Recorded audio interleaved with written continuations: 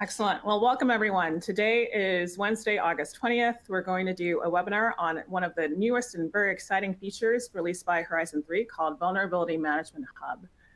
My name is Amara Coley. I'm Senior Director of Customer Success. I lead the success of our customers and partners globally. And I'm really excited to be joined here by a wonderful group of customers and partners. I'm going to pass it over to them to introduce themselves in just a minute. But first, I want to say a big thank you to everyone who has given their time to join us today.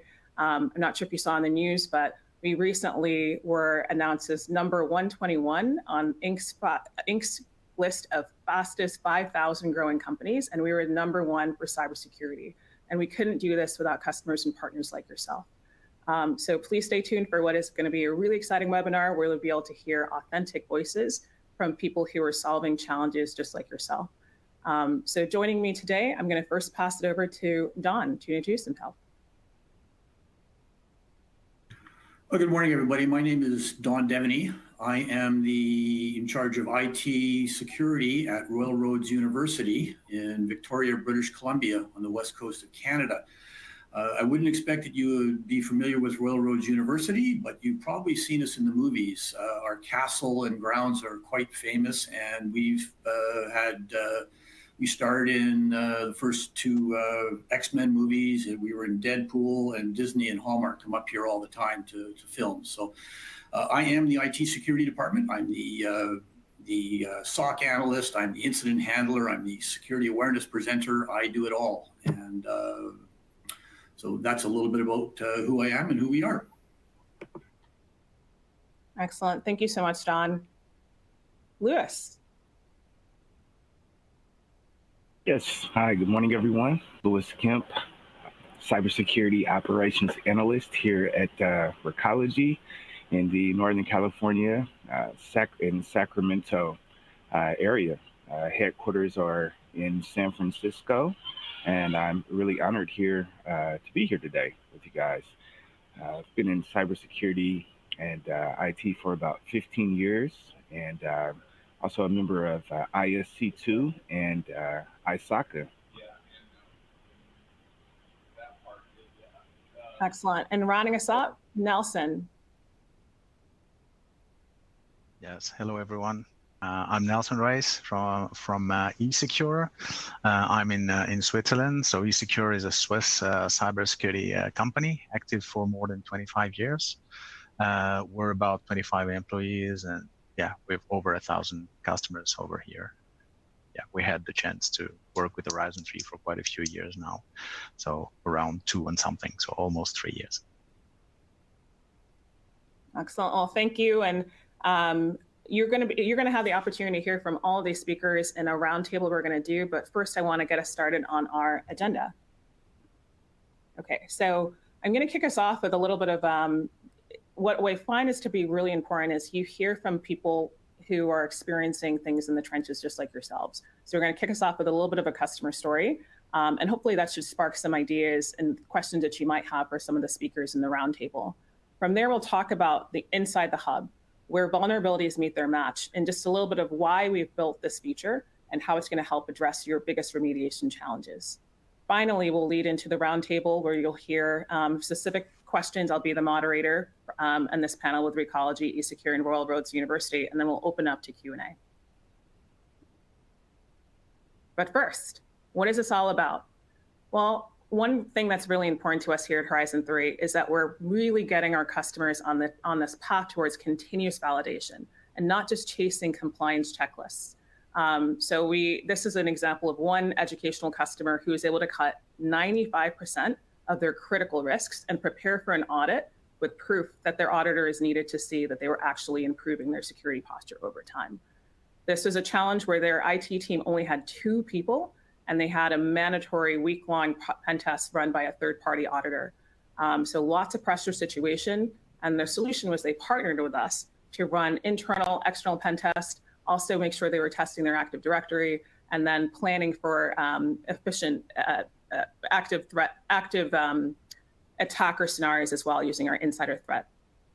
So results, they were able to use our one-click verify to mitigate over 70% of their weaknesses and reducing a number of the critical issues before the audit.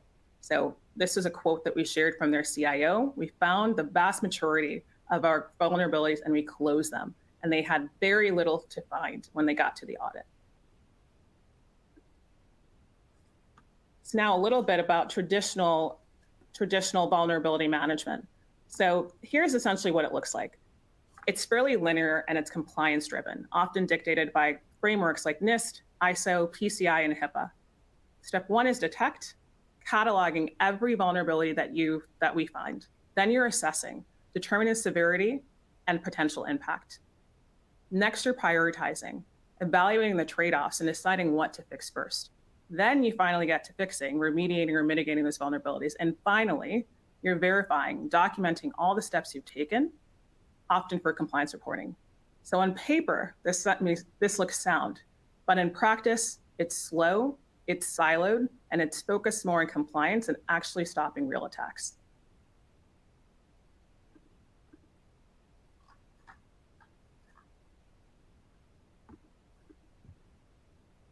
So while this process is straightforward, it's very different. And in short, traditional vulnerability management is out of sync with how attackers operate. And that's the gap where breaches happen.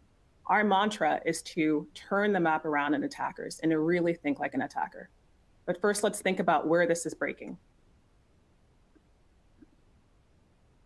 There's bottlenecks. So detection alone could take days. Teams are often jumping between different tools just to piece together what's actually out there. That delay can mean the process can take a while before it starts. And then once discovery is complete, the assessment becomes the next slowdown. You then have to determine the severity, the business impact, and that could take hours and complex models, again, across multiple different tools that still don't reflect how attackers actually can do damage within your unique environment. And it doesn't stop there. Even if you can assess quickly, the next challenge is deciding what to fix first. And that's where most teams stumble.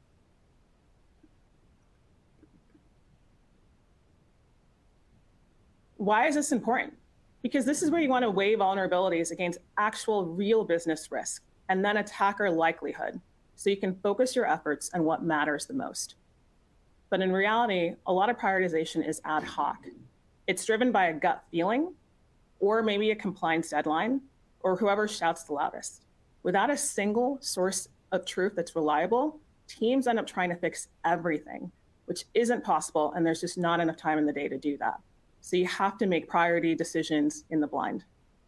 Either way, it's a lot of wasted cycles, lower impact fixes when you're missing out on the highest risk exposure in your environment, and things stay open way longer than they need to. And then of course, lastly, even when you do the fixes, did you actually verify the fixes worked? That's the missing piece. And without that, there's no proof that the problem is actually gone.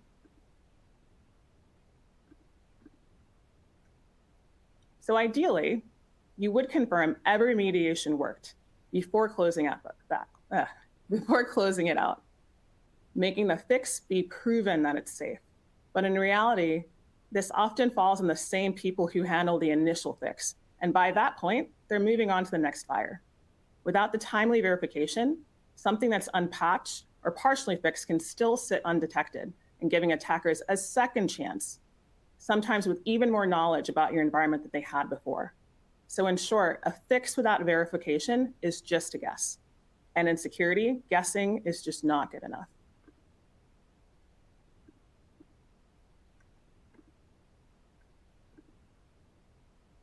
But wait, we have a solution for this. So this is the reality of traditional vulnerability management. The good news is you can turn this model around and instead focus on what's exploitable, fix it fast, and prove that it's gone. So today we're going to talk to you about a new foundation for vulnerability management, where in our mechanism, we're showing you how to pivot and how to show how it could be done. The NodeZero way starts with the attacker's perspective. Dynamically scoped tests, hitting high-value targets first. Business risk prioritization, where we focus on exploitability, attacker pass, asset credibility, criticality, and potential downstream business impact. The result is a prioritized list that reflects real-world risk, not just theoretical severity. and zero trust verification, where every fix is retested with clear labels so there's no ambiguity about what's actually resolved. The bottom line, pen testing at scale, backed by automation and proof, is the only way to cut through the noise and to reduce real risk.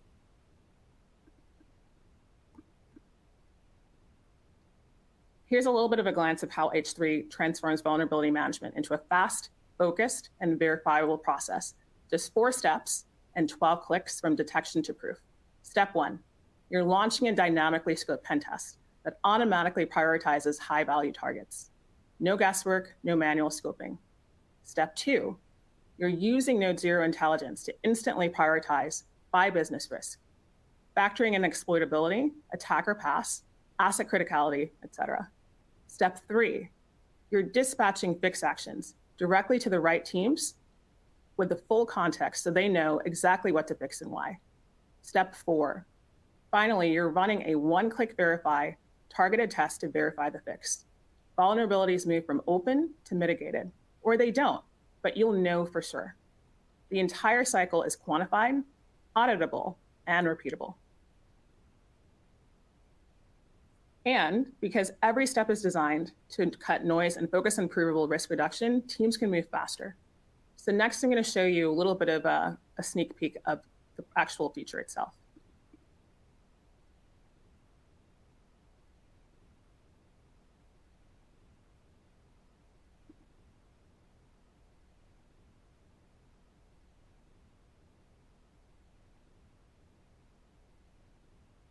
I think the video should be loading shortly. Welcome to Vulnerability Management Hub. Right away, I can sort and filter by severity, exploitability, and asset type, among other things.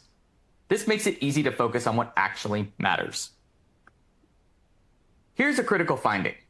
When I expand it, I can trace it directly to the attack paths it enabled.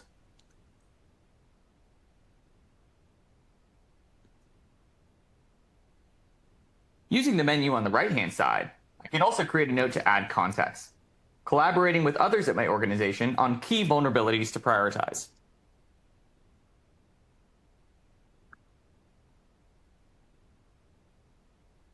I can also use that menu to view fix actions, with all the context my IT team needs. In this case, for an RCE. Suggestions can be easily dispatched to Jira or ServiceNow to make sure my asset owners have everything they need, and linking their actions to the intelligence of the NodeZero offensive security platform.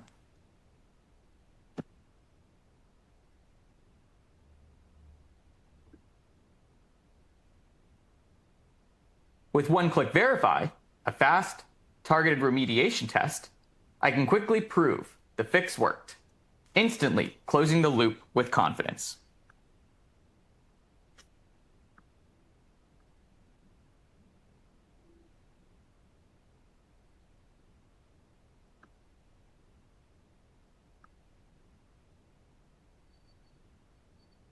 This is NodeZero's solution to vulnerability management, Vulnerability Management Hub.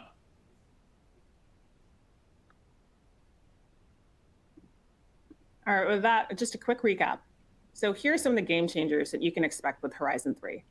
Number 1, only exploits that matter are surfaced, and proofs inform the impact in your environment. Next, you get context scoring based on true business risk, not just CVSS scores. Fix actions are the starting point for remediations, so you can easily see within our portal where we direct you to take action sooner without having to go do a lot of manual search on your own. And then finally, with one-click verify, this gives you the ability to easily do a targeted test of specific vulnerabilities and then set them on a schedule, automating through your ticketing systems, whether it's Jira or ServiceNow, to make co-piloting across other teams easier. Where others fall short is they're wasting time having you spend your time against a lot of CVEs that are not actually exploitable in your environment. And you have to then spend time parsing through a long laundry list of vulnerabilities. There's no link to the business impact. And if you're trying to find that, it probably falls on you to do that analysis yourself. This gives you limited time for collaboration and research, especially for forward-thinking initiatives that actually drive the business forward. And then finally, you have overloaded workflows, and it takes some time, if at all, for you to verify that the fixes are actually happening. So next, we're going to get into your roundtable. Well, you'll hear from customers and partners today who've been able to play around with Vulnerability Management Hub. They are early adopters who are going to share you a little bit about their experiences and how it's helping them in their day-to-day. So first question, I'm going to pass it over to Don. Don, you mentioned earlier, you're essentially a one-man shop. Help us understand, what does your day-to-day look like and where NodeZero fits in? My day-to-day is busy. As you can imagine, I'm dealing with a lot of different things all at once. My first stop is my Defender hub, and we see where that sort of dictates where my day goes. I'm into NodeZero fairly frequently because I'm monitoring what we're doing in terms of remediating fixes, planning for things that need to get done, setting up my next tests, and so on. A good example of how I recently took advantage of some of the things within NodeZero was that SharePoint vulnerability that got released, came out a couple of weeks ago. We had an external server that was vulnerable to that. Defender was holding things off. Microsoft released the patch. I got in as soon as I got in, and using the rapid response test that NodeZero had, ran the test. It came back clean. I could then show that to management and say, you know what, everybody's talking about it. Here's the proof that this is fixed. So very effective for that. When I'm going through and submitting vulnerabilities that we found, we're integrated with our JIRA system, and the server team like it because we give them the fix actions as part of when we submit the ticket from the Vulnerability Management Hub. It comes right in, and it's got the fix actions there, saves them some work. And so then I can come back and run a fix actions on it and see if they actually did their job, which they do. They're a good bunch of guys. So yeah, it's been a game changer for me because, as you said, I'm a department of one, and it's allowed me to be a lot more efficient. That is so great to hear. Especially when you have limited teams, limited resources, that this is able to make a meaningful impact in your day-to-day. So thank you for sharing that, Don. Lewis, next question for you. So I know in your role, you've had a chance to, or in your career, you've basically been in a number of different organizations. You also have a role in a SACA chapter here in San Francisco. Would love to get your thoughts on, you probably talk to many different vendors and you see many different approaches to vulnerability management. What makes our approach unique to you? Yeah, it's funny that you would say that. That's a great question. I would say a lot of the work I was just doing by hand before the vulnerability management piece just got released. The ability to take a look at the weakness name and the status to see if it's still open and severities, and to be able to just go ahead and export that to a CSV right there and get a clear view of everything that you have in front of you. I was actually doing that by hand prior to this. So manual, it's a huge time saver, and produces the results there that, as Don was saying, that you can just do a one-click verify to verify if it's been patched or remediated very quickly there. So also the API that's integrated to allow to create tickets and go straight to the team that would be patching those, server team or the ops team. It's definitely two of my favorite features. And with the ability to just stay above all of the technological advances that other platforms may be using, Horizon 3 has stayed on top of that. Every time I look around, there's a new feature. So there's a new enhancement that makes a day-to-day cybersecurity analyst job just so much better, I would say. Yeah, definitely. Another favorite feature is to get a clear view up there as far as the weaknesses by status, and to see a total clear number of what's been remediated since since the testing has been occurring. Thank you for sharing that, Louis. Sure. I'm glad it's making your day a little bit easier. But I really appreciate you kind of sharing that and just coming up with a few suggestions for our audience members of some features if they haven't gotten a chance to play around with NodeZero that they may want to think about. My next question goes to Nelson. So Nelson, as a global partner, you're supporting clients from all around the world, all different sizes. And you also have a unique perspective because you've been on this journey with us for a while. And so while some of these features are new, you've seen what it looked like in the past. And I would love to hear your thoughts on what originally drove you to Horizon 3 and how is this, how's been your journey thus far with bringing a solution that meets the needs of your clients?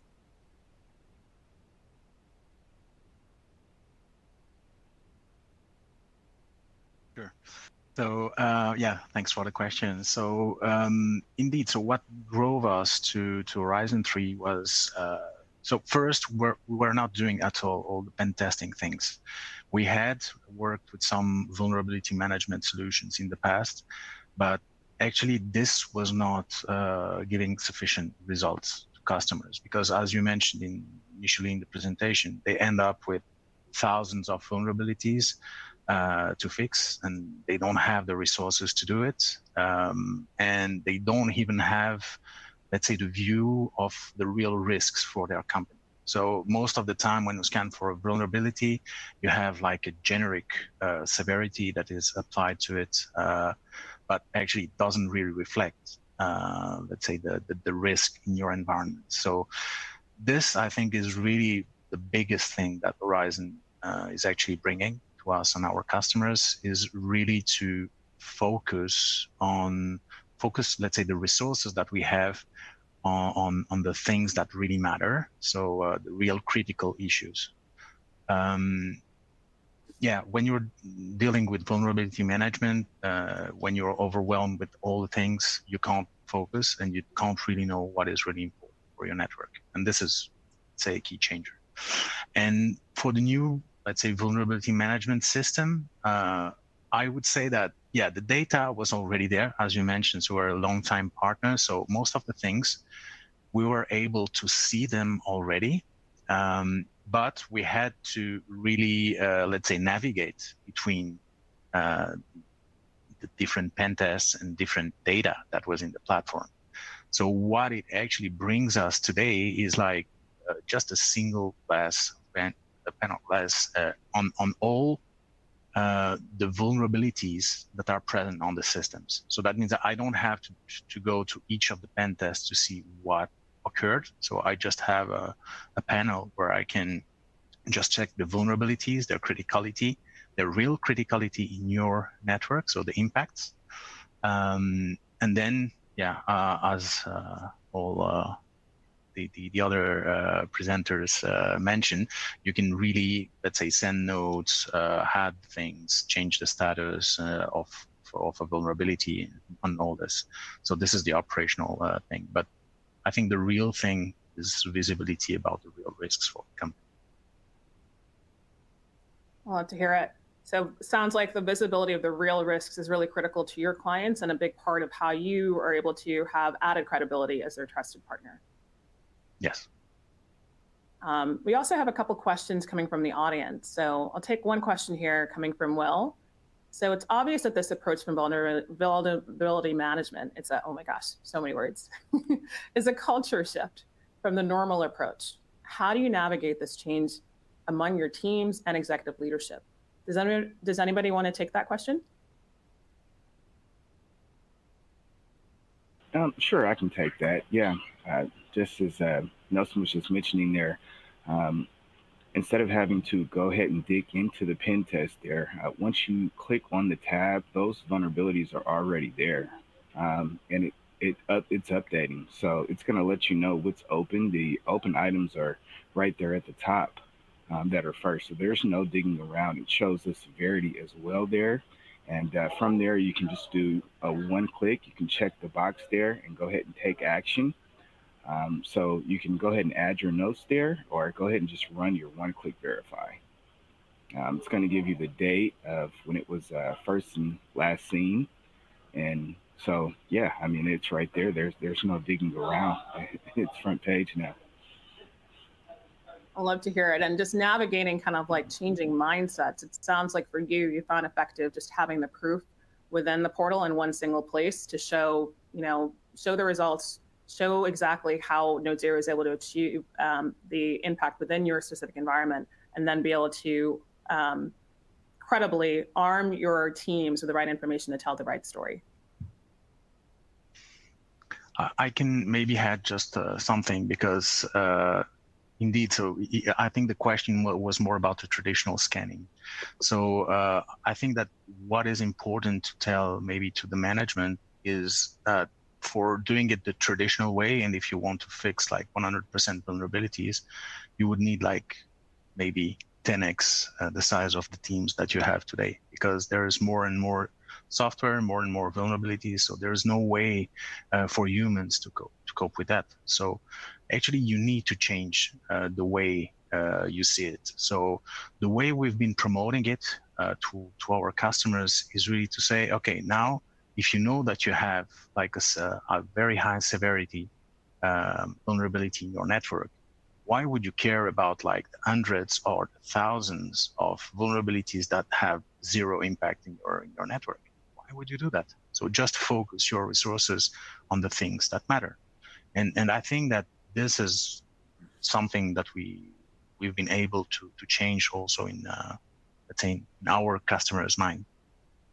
But of course, you don't end up with like a list of 100,000 vulnerabilities that you're not even able to deal with. Thank you so much for adding on. It definitely is really helpful to remind people that the old way is being buried with a long list of things that you just don't have the time to address. But the new way is definitely prioritized in one single view, being able to focus your efforts where it makes the most impact. So we've got another question from the audience, and kind of a little bit relatedly, but a little different. How do you handle legacy thinking around vulnerability management practices and suggestions that NodeZero doesn't see all the things that traditional scanning solutions do? So specifically, this is more about what are some things that you're seeing from NodeZero that you may be seeing a little bit differently across other scanning solutions, particularly around credentialed versus uncredentialed scanning. I think this was the reply I think I gave. I mean, I replied to this one. Sorry, okay. Maybe I mixed it up. No worries. There were a couple. My reply was for this one because it was talking about the traditional. I thought you were on this. That's okay. I think we got two answers, so this is good. So next question. Let's see. This is actually a really good one, and this is one. Let's see. We've got Eric Dean, who can probably speak a little bit to this one. So the next question comes from Alfredo. Does Horizon 3 leverage existing vulnerability scan data with any of the panelist environments or any of the environments? So I think we can probably take this two parts. For any of the panelists who want to speak to how you're using Horizon 3 data with other vulnerability management solutions. And then Eric, who's our VP of product, might be helpful to show or speak a little bit to the evolution of our product and where we're going to be taking things in the future. We'll start with our panelists. So does anybody want to kind of take this and how they're using Horizon 3 data with any existing vulnerability management scanners? I can jump in a little bit here. We've got a scanner that we run, and it's primarily looking for patching.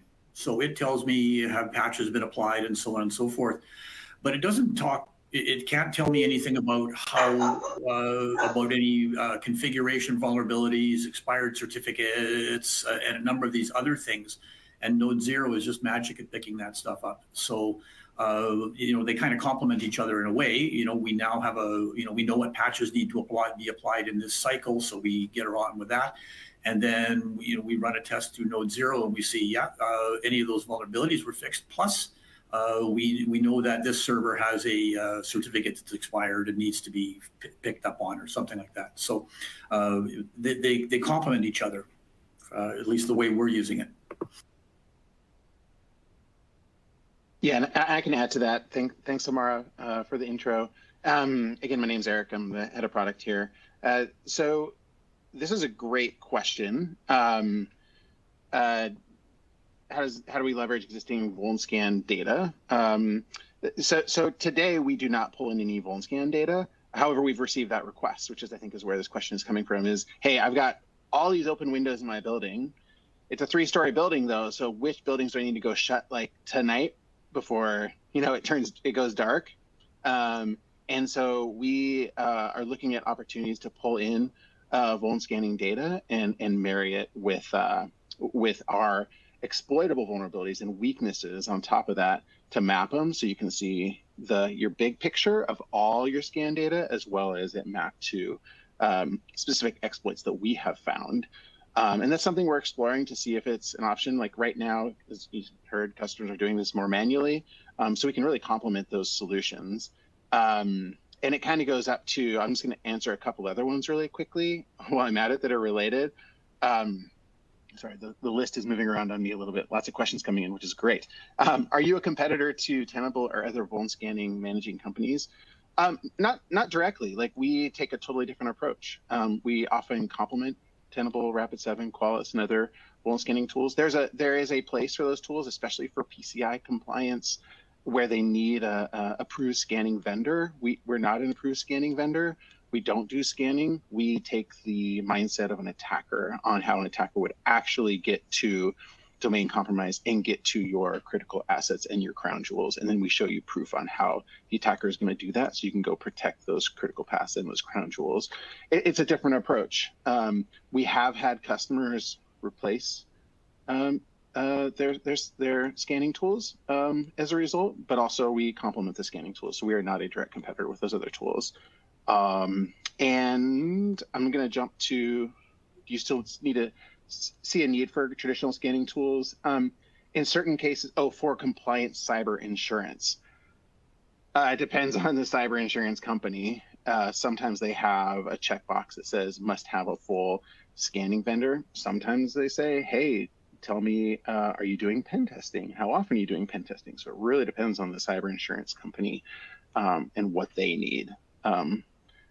And then I'm just going to jump back to Alfredo's question on, is anyone using the CMDB Jira ServiceNow integration within Vuln Management Hub? So for those who don't know.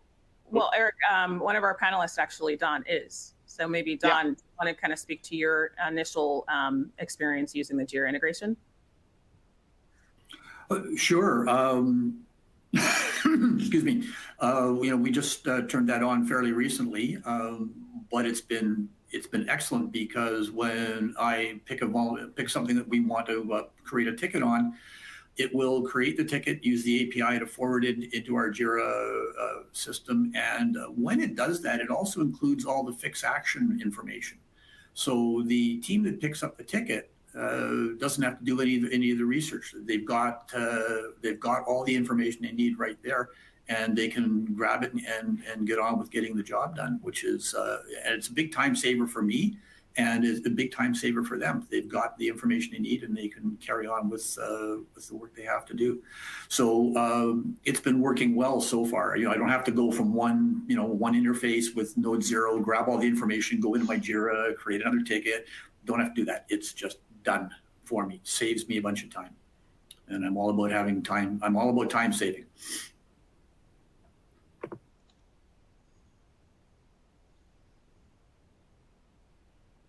Thank you, Don, for sharing your experience. So there's lots of questions coming through. There is one, I think, in particular from Tan. Do you pull in CISO for your exploitable CVEs? Actually, Lewis, I would love for you to talk to your experience using rapid response for some of the emerging threats. It sounds like this is more of a question around just staying ahead of emerging threats, and I think I'd love for you to hear your experience even beyond Vulnerability Management Hub.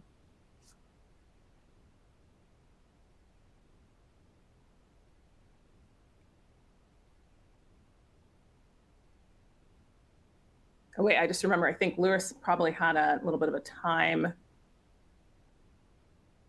Lewis might have a time stop, but maybe Eric, I'll pass this one to you. We're on the CISO question. So we leverage all types of ways to exploit. We use CVEs, we use misconfigurations, we use credentials. So we do leverage CISO and CVEs. We have a lot of different ways we exploit. I'm not sure if that directly answers the question, but as part of the weaknesses that we list, which are include exploitable vulnerabilities, that does include CISO.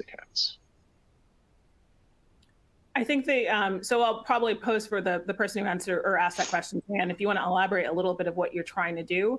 But Eric, one thing we might want to talk through is how we stay ahead more, how we think about staying ahead for some of these CISO KVs in generally, and maybe we can kind of speak to how our customers are approaching that more broadly. So even beyond Vulnerability Management Hub, we do have other solutions like rapid response that might be able to help Tan with what he's trying to achieve. Yeah, absolutely. I mean, we have a team of about 30 attack engineers. So these are former pen testers from top class pen testing firms, as well as through government agencies. And we're always exploring new ways to exploit. But also, as soon as a new CVE comes out, even before it's a CISO we build out an exploit for that. And if it turns into a CISO we proactively alert our customers. For customers who are potentially vulnerable and exploitable to that CISO or that CVE that has just come out, because we have their assets, we know their environment, and we can tell them proactively if they're potentially exploitable. And that's through our rapid response service. Excellent. It sounds like Tan appreciates the response. So thank you, Eric. A few other ones that I see here. And then there's a couple questions I also have back for our speakers. John, yes, we will definitely get you a recording to pass this along to your current partners. Absolutely. We'll follow up with you after the webinar. Really great question from Isaiah. How long does it take for an average vulnerability to go from discovered to a pen test option in NodeZero?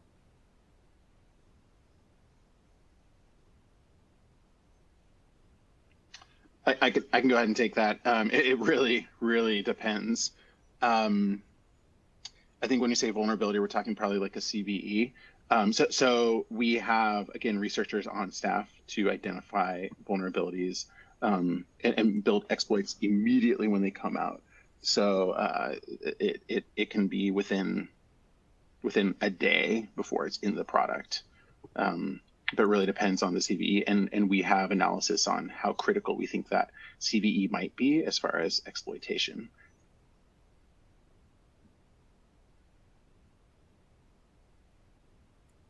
Excellent. So one question I do have back to some of our speakers. So Nelson, we talked in the past about time and the importance of managing your time, and something that Don has also mentioned is really important to him. And so when you're thinking of advising your clients and maybe advising people who are just starting to get familiar with Horizon 3 of where they can best spend their time, what have you found is really critical? And are there any particular kind of estimates that you have on how people are spending their time efficiently today, or perhaps wasting time in a way that they could be improving with NodeZero? Yeah, actually, this will actually depend on the kind of customers, also the infrastructure they have, but I think it's quite high. I mean, the time we spend on things that don't need to be looked at is really high. I would say it's even above 80%. So most of the things that people are fixing are not the most important things they should do. So just to give an example. Most of the time, when a vulnerability scanner gives you the severity, as I mentioned, this is just the generic severity. So it will be the same severity on customer A and customer B, just because, yeah, it's the same vulnerability. The way we look at it with Horizon 3 is a bit different, because when you run a pen test, you have like what we call an attack path. So we know which vulnerabilities were actually used to get to the targets and to succeed in the exploit. And it often happens that severity 1, which is really low, so severity is between 1 and 10, just to give the example. We have some severity 1 vulnerabilities that are actually used in an attack path that was successful. So if you look at it on Horizon 3 platform, this precise vulnerability in this case will actually get a severity of 10. So we will upgrade it just because it's actually part of a successful attack path. So this gives you really the true information, because even if you go through the traditional system and you go and fix like all the critical vulnerabilities, okay, this is of course what today people are doing. So you will fix all the ones that in your opinion are important, but still you will not fix the one that was a severity 1 because it doesn't look like interesting. It's like a severity 1, so we don't care. We've other stuff to do. So we first fix the high severity ones. Yeah, but this one was actually used in an attack path. So it totally changes the way you should handle things.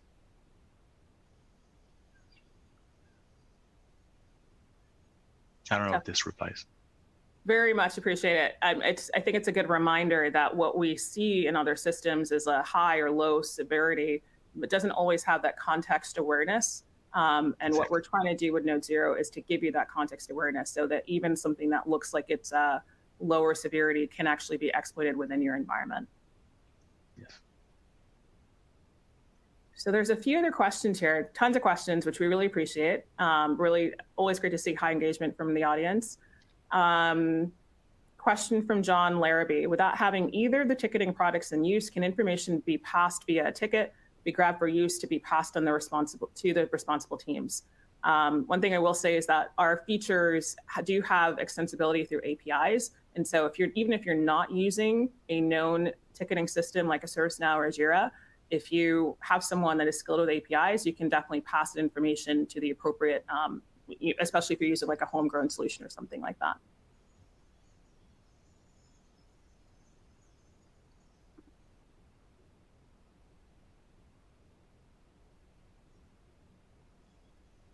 And then question from Carl, are you saying Horizon 3 can replace a traditional vulnerability scanner, or that they should be configured to work together?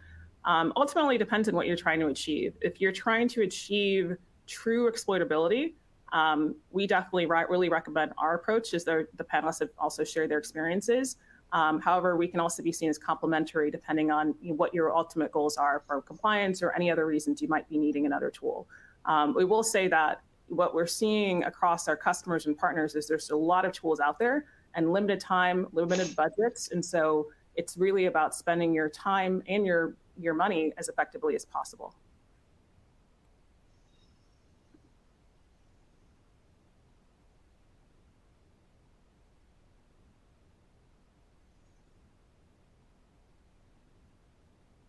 Question from Everett. What reporting features help executives see proof of impact versus technical teams needing remediation details?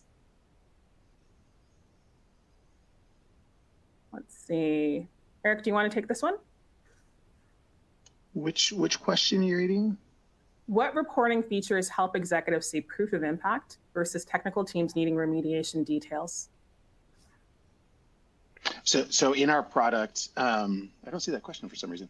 Anyways, in our product, we have a functionality called Insights. And Insights, once you start running repeated pen tests, you can get a really good view of your security posture over time. You can understand, are your weaknesses reducing, meaning your exploitable vulnerabilities and configurations and things that are actually exploitable, are they reducing over time? What's our mean time to resolution? Is that reducing over time? And just what's that overall security posture? How many pen tests are you running? How often are you running them? And that trending now gives you a data, instead of a one-time-a-year pen test visibility, really shows your exploitable attack surface at any time when those pen tests are running. So if you're running monthly or weekly, you start to get trends over time, which are really powerful for really leadership and the execs in the company, and prove that this tool is helping out. Can I just jump in there as well? Absolutely.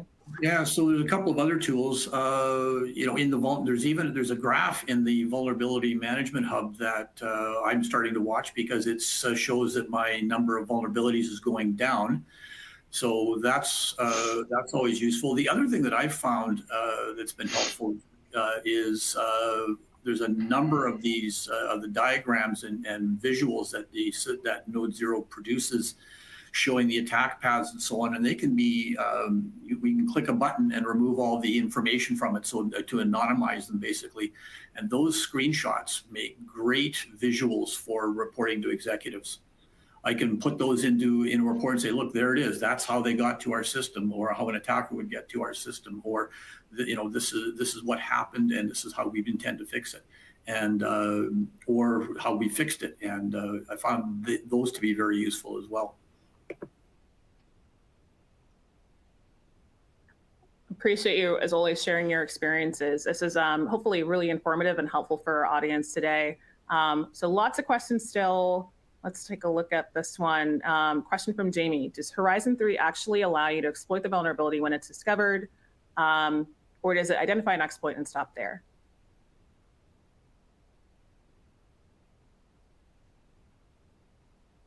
Don, you want to kind of take this one and speak to, kind of your understanding of how Horizon 3 works with exploitable vulnerabilities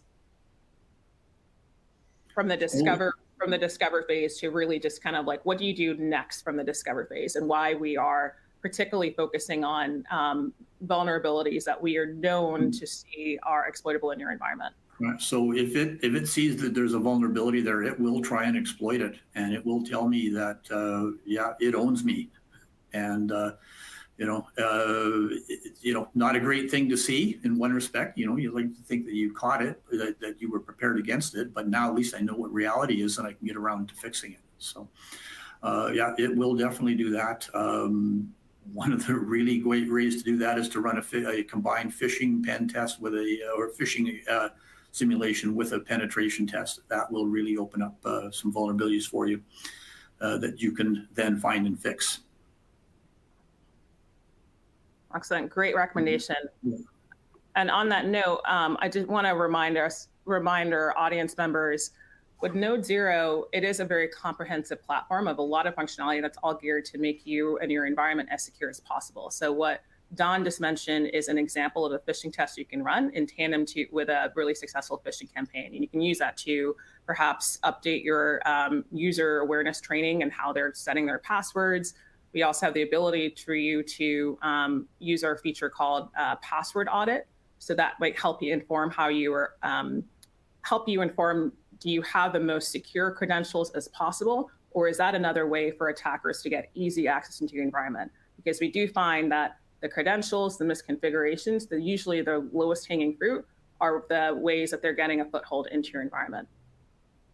And if you'd love to learn more, again, I lead customer success. We have a team of customer success managers that are happy to share with you examples of how other customers are addressing similar challenges to yourselves using NodeZero. One question I think would be great for Nelson. We got a question from Greg who says, for those of us who are just one person running SMBs, how do you sell to management that with tools tools like Horizon 3 do as good of a job as a team? Yes, yeah, that's a good question. So we're here in Switzerland, have lots of SMBs. So depending the size you're talking, because I know in the US SMB can be quite huge, not only, but anyway. So on the SMB market, you have like two kind of companies, at least that's what we see. The ones that have someone that is managing the IT, and the ones that are really only people doing the business stuff and not managing IT, and they have like external resources to manage IT. They delegate it. But what we see is that for people that have at least one person managing IT, what is cool with Horizon 3 is that as the platform is quite comprehensive and easy to use, this actually empowers the IT managers, because even if they don't know what a pen test is or how to run it, the platform is actually displaying let's say, the pen test results in a very comprehensive way. So this really empowers them, and they can show to their management what they've been doing as well. So this is what we see here. And if it's really very small businesses where they don't have the resources to run it, they should look at partners. So like us, let's say, to run them and provide just like what we do, monthly reports, and also when there is like a critical thing that we report directly to them so that they can ask their, let's say, resources, maybe even external resources to act and apply a patch or change a configuration, all this. Super helpful. And Don, maybe also might be good for you to share your experience being that kind of like one-man shop. How would you, sell to management, using a tool versus, trying to fight for additional resources, additional headcount? Like, how would you go about making that case? Well, in our experience, in the experience I had, we were actually shopping for penetration testing services, and we'd had a couple of quotes come in, and it was expensive. The boss wanted to do it, and I was curious as well. And that's when we came across NodeZero, and we did a couple of tests, and there's no question. I could run as many pen tests as I needed to. And I had superior results, in terms of the documentation, the fix actions, and so on. All of the information was presented, and that was continuous. And it was the cost was very competitive. Actually, was less than what the single one-shot penetration testers wanted to charge me. So we came out with NodeZero at that point, and we've been using it ever since. It's very simple, easy to use, and I can very easily create a test if I want to target a particular part of my environment, set it up, run it, and it's done. And I've got all the information that I need to take any actions. And I'm doing that at a lower cost, which is what management will like. And I've got more usable information at the end of the day. I've got information that I wouldn't get from a traditional pen testing shop. So there's a number of different advantages to it. And I could go on for a long time, but you haven't got that much time on the webinar. So always appreciate you all sharing your perspective. So I think that's definitely a great way to think about it is, again, how do you maximize your dollars and your people where they can make the most impact to what you're trying to achieve for your organization. But a couple other questions, and just looking in the interest of time, question from Sean: in the future, if you can ingest third-party VM data, it'd be interesting to run a NodeZero test of external data and one without and compare it. Would love to follow up with you afterwards. We'd love to hear a little bit more about your use case and see what we may be able to work out a solution with you in the future based on what you're trying to do. Let's see. Question from Everett. Nelson, I'd love for you to kind of speak to this, and Don, probably you also have a really good perspective on this. How does NodeZero ensure that continuous testing won't disrupt production environments? Okay, so yeah, actually in the initial phase of implementation, when we run the NodeZero for the first time, of course we need to take care about what we're scanning.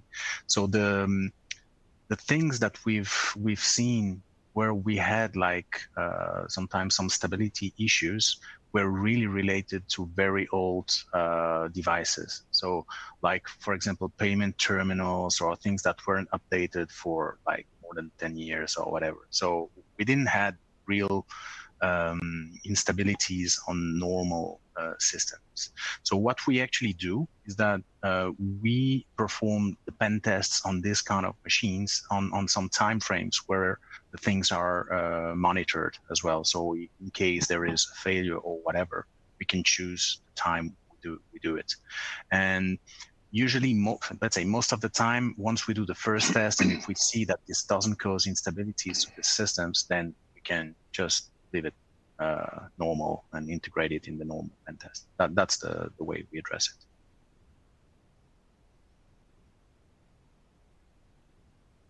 Excellent. Don, anything you would like to add? Yeah, sure. So we also, the first time we ran NodeZero, we actually had a bit of an issue with one of our servers. We didn't know somebody was doing a bunch of resource-intensive work on it at the same time as we were running the pen test. So that resulted in it being restarted. Other than that, we haven't had any issues. Now, the one thing that I will mention is that when you're setting up a pen test in NodeZero and you go through and you start selecting the various exploits and tests and things that you want to run, they are coded and there is information there. So there's a number of them that are, where the instructions say quite clearly, not recommended for a production environment, or it could cause this, or so on. So there is guidance given to you when you're creating your pen test as to what potential risks could be involved in using a particular test or exploit. So yeah, again, so that's been very helpful, because there's a couple of things I really wanted to run and it just said, don't do this in a production environment. And I'm prepared to trust NodeZero on that one. That's great to hear. I hope this gives some comfort, Everett, to your question. And again, if you have any further details, we're happy to follow up with any of the anyone who's asked questions after this webinar. One final question, and then we'll wrap up very soon. How is NodeZero compared with Ridge Security? Eric, do you want to take that one? Yeah, sure.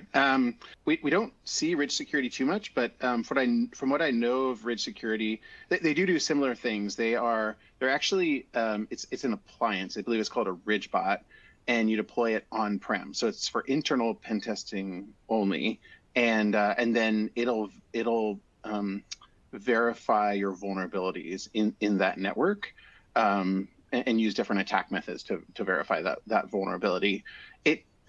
In my experience, it doesn't do the full chaining of vulnerabilities, misconfigurations, credential weaknesses, et cetera, together that NodeZero does. And then NodeZero is SaaS, so we aggregate the data across all of your pen tests into a single cloud environment that you can view. Where Ridge Security, you get data from each of those Ridge bots that runs, and then you go analyze those different segments of the network or wherever you've deployed those appliances. I'll say that if you, on the flip side, for Ridge Security, if you want to test something that's like an air gap network, that wouldn't be something that NodeZero would be good at, because we have to call back to the cloud, where I believe Ridge Security could run on-prem in that network and it doesn't call back, although you'd have to check me on that. But that could be one place where Ridge Security has the advantage. But if you want like a holistic view across your environment and a prioritized list of vulnerabilities, then NodeZero would be the way to go.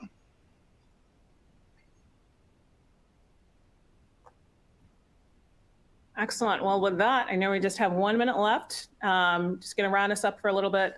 Let's stay connected. Would love to stay, for any of you that don't already follow us on LinkedIn or Twitter or GitHub, please reach out. We'd love to stay connected with you there.